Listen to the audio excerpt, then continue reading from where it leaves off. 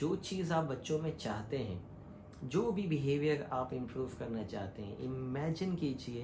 कि आप अपने बच्चों को कैसा देखना चाहते हैं, कौन कौन से स्किल सेट उनके अंदर देखना चाहते हैं, कौन कौन से अच्छे बिहेवियर्स आप उनके अंदर देखना चाहते हैं। जो भी चीज़ आपको पसंद है ना कि मेरे बच्चे ऐसे हों, एक पेपर पे नोट डाउन कर लीजिए और उसके बाद अपने आप से पूछिए कि क्या ये सारी चीज़ें मेरे अपने अंदर मौजूद हैं। अगर नहीं है तो आगाज़ कीजिए अपने आप से,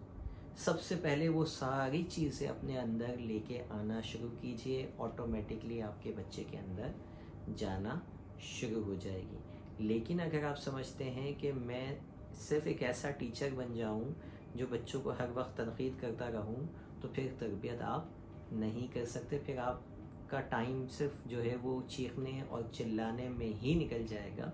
और सारा दिन में बच्चे की कोई तरबियत नहीं होगी, ना वो कुछ सीखेगा आपसे। बल्कि कुछ अरसे बाद जब वो थोड़ा